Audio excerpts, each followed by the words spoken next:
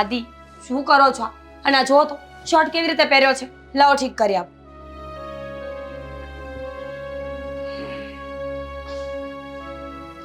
કેમ આવી રીતે શર્ટ પહેર્યો છે મને કહેશો? આમ જ પહેરવાનો હોય ને. એમ નો ભાભી. હા દામિની. હાલ્યો આ ફાઇલ. એક મિનિટ હા. બોલ શેની ફાઇલ છે? પ્રોપર્ટીની ફાઇલ છે. હા પણ મેં ફાઇલ જોઈ છે દામિની. વારે ઘડીએ શું કામ બતાવે છે? હા પ્રોપર્ટીની ફાઇલ તમે જોઈ છે પણ તમે તમારો અંગૂઠો નથી માર્યો.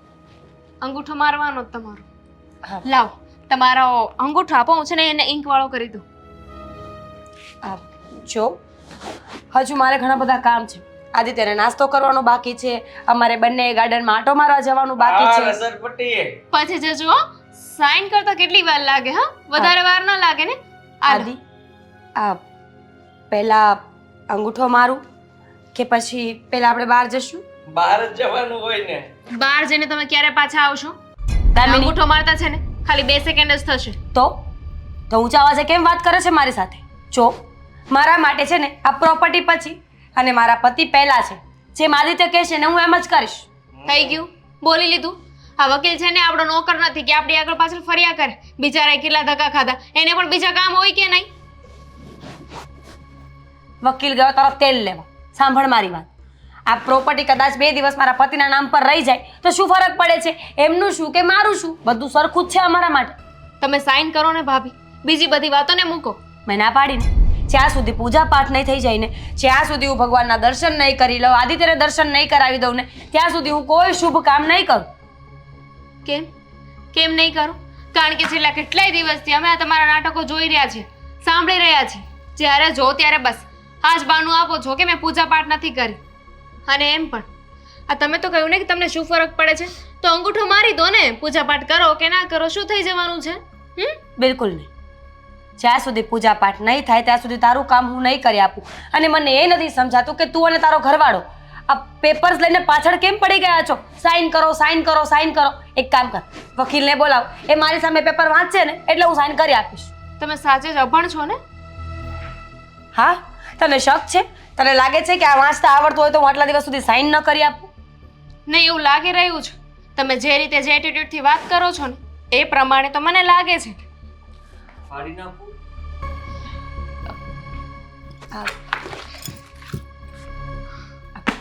પેન લાવો. સમજદાર છે આદિત્ય, હે ને આદિ? સાઈન કરો છો કે નહીં? દામિની, તું ખોટી ગુસ્સે થાય છે ને મને પણ ગુસ્સો કરાવે છે. ઠીક છે, સાઈન જ કરવી છે ને?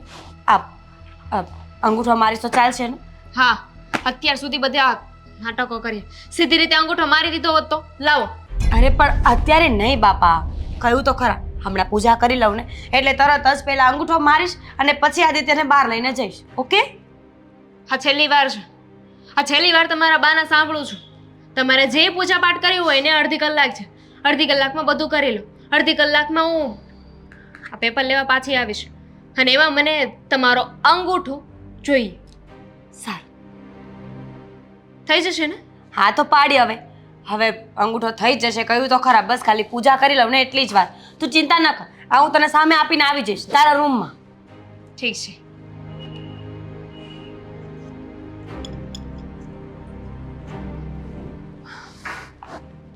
જોયું? સમજાણું કઈ? અંગૂઠો મારવાનું કહેતા હતા, એમાં શું? આમ કરી પટક કરતો મારી દેવાનો.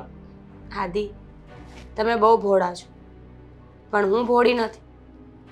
આ લોકોએ બરાબર પ્લાનિંગ કર્યું છે આપણને ઘરમાંથી બહાર કાઢવા માટે.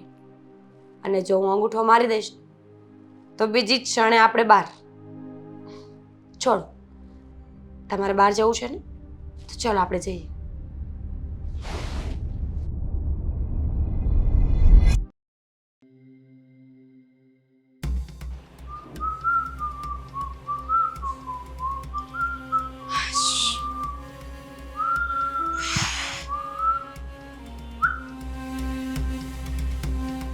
લાવ ફાઇલ. ફાઇલ આપી છે. કોને? કોનો અંગૂઠો મરાવવાનો હતો? ભાભીનો.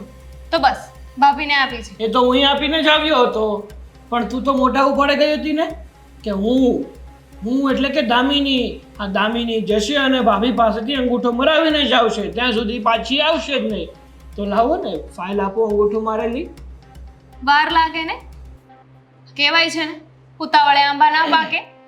ફાઇલ આપીને આવી છું અને તમારી જેમ નથી ધોળે મૂળાની જેમ પાછી આવી, કહીને આવી છું સાઈન કરી દેશો.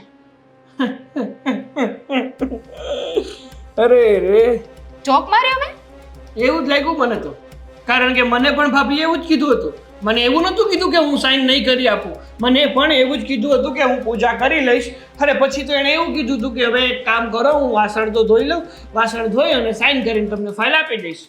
શબ્દોમાં અને વાતમાં ફરક હોય છે. હમ. આ તમે સરખી રીતે નહીં કહ્યું હોય પણ હું બરાબર સમજાવીને આવી છું. પણ એક વાતનો મને ડાઉટ છે. કઈ વાતમાં? આ જે રીતે ઊંચા અવાજે વાત કરે છે ને, અત્યાર સુધી એને ક્યારેય વાત નથી કરી. મારી સામે થઈ ગઈ, ઊંચા અવાજે બોલતી હતી. એ તો મને પણ લાગે છે. હા ભાભી એટલે કે હા માકડને મોઢું આવી ગયું છે, બહુ બટબટ બોલે છે. જલ્દી કંઈક કરવું પડશે. જો આમને આમ ચાલતું રહ્યું ને તો એને બધી વાતની ખબર પડી જશે. અને મને કહેતી પણ હતી કે મારા હસબન્ડની પ્રોપર્ટી છે એ મારી જ છે ને, 2 દિવસ ભલે ને એમના નામે રહે તો મને ફરક નથી પડતો. એ જ તો વાત છે. મારી આગળ પણ આવી જ વાતો કરતી હતી, એટલે જ તો મેં તને કીધું હતું જેમ બને ને એમાં આ પ્રોપર્ટી એકવાર આપણા હાથમાં આવી જાય ને પછી જોઈએ છે કે એના મોઢામાંથી શબ્દ કઈ રીતે નીકળે છે. જો મને લાગે છે કે આ વખતે તો આપણું કામ થઈ જ જશે અને થઈ જ જવું જોઈએ. પછી કેટલા દિવસ હોય, આને શું કામ લઈને આવ્યા હતા કે આપણું કામ જલ્દી પૂરું થાય. એ વાત તો એકદમ સાચી છે તારી, કારણ કે આપણે એકવાર ભૂલ થઈ છે, આવી ભૂલ આપણે બીજી વાર કરવા નથી માંગતા. આ પપ્પાએ તો સમજ્યા વિચાર્યા વગર બધું જ આદિના નામ ઉપર કરી દીધું છે. આ તમે પણ છે ને સારા થઈને રહ્યા હોત તો તમારા પપ્પાની આગળ મને સરખી ખબર રીતે હતી. રહ્યા હોત. મને ખબર હતી કે હું આવું કરીશ અને મારો બાપુ બધું આદિને દઈને વયો જશે. તો પણ સારા થવાનું નાટક તો કરી શકો ને, જેમ અત્યારે કરો છો. તો આ તમારા પપ્પા છે ને એ બધું આદિના નામે એટલે કે આદિભાઈના નામે ના કરી દે. વાહ, હા મગજ તો ભગવાને તને જ આપ્યો છે, અમને ક્યાં મગજ જ આપ્યો છે? આ મગજની જગ્યાએ તો અમને નાનું એવું કોકડું ફિટ કરીને દઈ દીધું છે. બસ હવે વધારે ઉકળવાની જરૂર નથી. આપણે તો એ વિચારીને આને ઘરમાં લઈ આવ્યા હતા કે અભણ છે, આપણું કામ જલ્દી નીકળી જશે. પણ આ તો ઉલટાનું મોડું થઈ રહ્યું છે, ઉલટાની માથે ચડતી જાય છે. તને શું કીધું એણે? કહ્યું છે કે હું અડધી 1 કલાકમાં સાઈન કરી દઈશ. એની અડધી કલાક પતતી જ નથી, એક પછી એક નવા બહાનાઓ કાઢે છે. એ દિવસે પણ મને એવું જ કીધું હતું કે હમણાં હું આ વાસણ ધોઈ અને પછી સાઈન કરી આપીશ, એટલે કે અંગૂઠો મારી આપીશ. સાઈન તો આવડતી નથી આવફળ ગવારને. કઈ વાંધો નહીં, અડધી કલાક છે ને એની પાસે, જેટલા બહાના બતાવો હોય જે કરવું એ કરી લે. અડધી કલાક પછી તો ભલે જોર જબરદસ્તી કરવી પડે, સાઈન તો કરાવીને જ રહીશું. એ વાત તારી એકદમ સાચી છે. આપણે એને ગમે તે રીતે બાટલીમાં તો ઉતારવી જ પડશે, કારણ કે જ્યાં સુધી એની ચોટી આપણા હાથમાં નહીં આવે ને ત્યાં સુધી આપણે કંઈ કરી નહીં શકીએ. કઈ વાંધો નહીં, બધું જ થઈ જશે. આજે છેલ્લો દિવસ છે, આજે તો આ વાતનો ફેસલો આવી જ જશે. અને નહીં આવે ને તો આપણે લઈ આવશું, જોઈએ છીએ. અરે અંતે તો એ ગામડાની હપણ જ છે ને.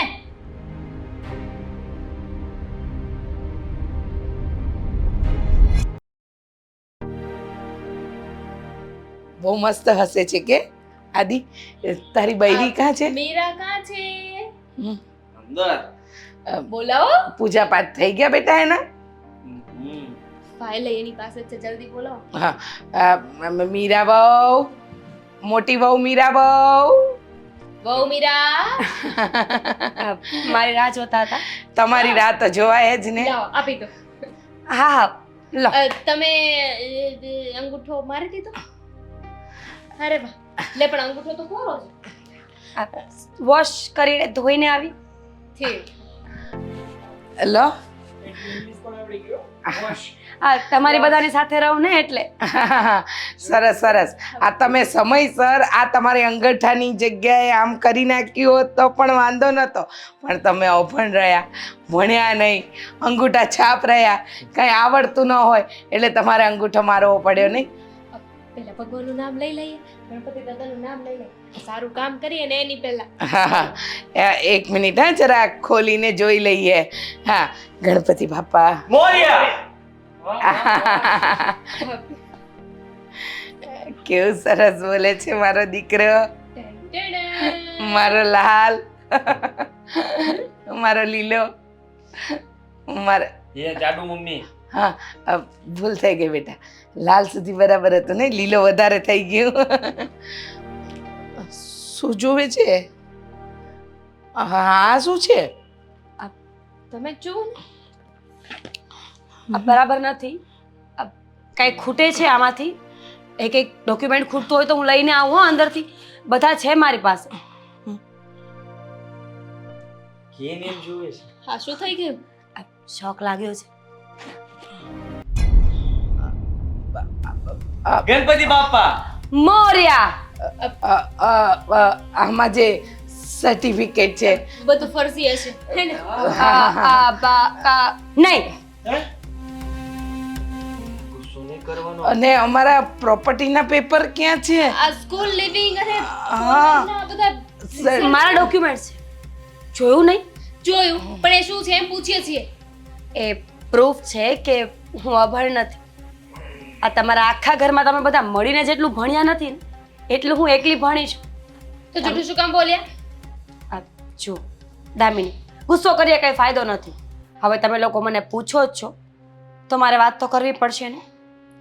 આ આદિત્યની પ્રોપર્ટી છે ને, એના ઉપર આજ તો નહીં પણ ભવિષ્યમાં ક્યારેય તમારો કોઈનો હક નહીં લાગે. આ વાત પહેલાં સમજી લો. હવે આ વાતની શરૂઆત ક્યાંથી થઈ એ સમજાવું છું. તમે લોકોએ પેપરમાં ઇશ્તિહાર આપ્યો હતો ને કે તમારા દીકરા માટે, પાગલ દીકરા માટે કોઈ છોકરીની જરૂર છે, પૈસા ટકાની કોઈ ઉપાધિ નથી. તો મેં અને મારા પપ્પાએ આ વાંચ્યું, વાંચીને અમે પ્લાન બનાવ્યો. મારા પપ્પાએ ચોખ્ખું કહ્યું કે છોકરો મંદબુદ્ધિનો છે, તું ધારી છે કરી શકીશ, પણ એના માટે તારે હોશિયાર થવું જરૂરી છે. ભણેલી ગણેલી સ્માર્ટ છોકરીને એ લોકો ક્યારેય નહીં લઈ જાય, કારણ કે એ તો સામી થશે ને, બોલશે, પેપર વાંચશે તો ખબર પડી જશે. એટલે મેં નાટક કર્યું કે હું ભણેલી નથી, મને કંઈ ખબર નથી પડતી, અને આદિત્યની પ્રોપર્ટી મારા નામ પર કરવા માટે હું અહીંયા આવી હતી. અહીંયા આવીને જોયું તો આ તમારા પતિશ્રી, તમારા પપ્પા અને તમારા પ્રિય સસરાજી મારું કામ પહેલાં જ આસાન કરીને ગયા હતા. ઓલરેડી બધી જ મિલકત આદિના નામ પર હતી. હવે કરવાનું ફક્ત એટલું હતું કે આદિને મારી સાઈડ કરવાના હતા. તમે જોઈ શકો છો કે આદિને મેં મારી સાઈડ એવી રીતે કર્યા છે ને કે મારા સિવાય આ ઘરમાં એ કોઈનું માનતા નથી. તો હવે રહી વાત આ પ્રોપર્ટીના કાગળની, સાઈન તો ભૂલી જાઓ, પણ આજ પછી આ ઘરમાં રહેવું પણ મુશ્કેલ થઈ જશે. મીરા, આદિ મારો દીકરો છે. ખબર છે આદિ, મમ્મી જોયે છે કે હું તું અને આ દામિની, સાગર એ બધા, કે પછી હું? તમને કોણ સાચવે છે? તું